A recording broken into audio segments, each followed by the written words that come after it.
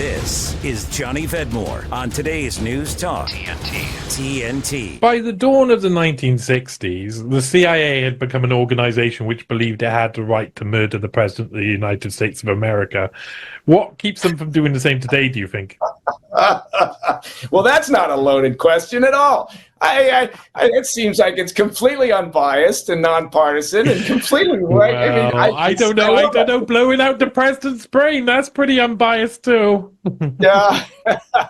So, look, there's an executive action in place that prohibits the assassination of world leaders, right?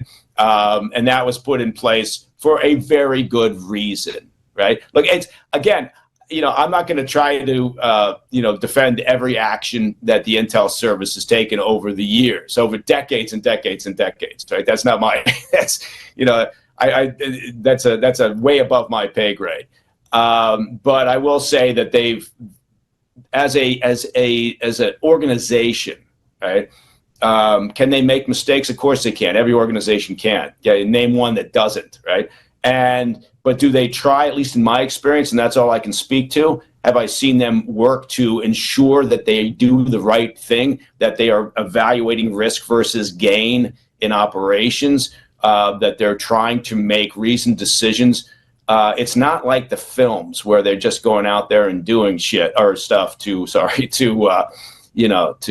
it sounds like fun. Right, as fun as that would actually be. I had a lot of good times at the agency. We were engaged in a lot of good operations, but there's a lot of thought that goes into it. It's like Gitmo.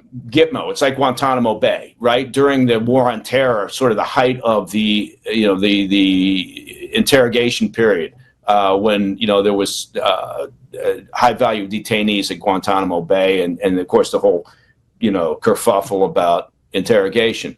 If anybody took the time to read the paper that came out after that, all the material that was released, if they took the time, they typically don't. People are happy to just bitch and whinge about things and then not bother to actually look at material or that exists or do the hard work and the heavy lift of research. They would have been surprised by how much back and forth and correspondence there was about every step of any interrogation. Are we able to do the following? Can we do this? No, you can't. Okay, how about this? There was a lot of back and forth. It wasn't just some cowboys out there doing whatever the hell they thought was entertaining. That's not how it worked. But that makes a better story sometimes, right? I'm not dismissing problems. I'm not dismissing past mistakes. I'm just saying, it's a little bit more layered than just agency bad, me good. Yeah, I can understand that, especially from your perspective. That's can you just we just finishing the interview now, so just one last very quick question. You promise you never supplied Fidel Castro with any exploding cigars, no? I mean, you want me to promise that? Okay, on that note, it's been a fantastic interview. Talk that matters. Johnny Vedmore on today's News Talk TNT.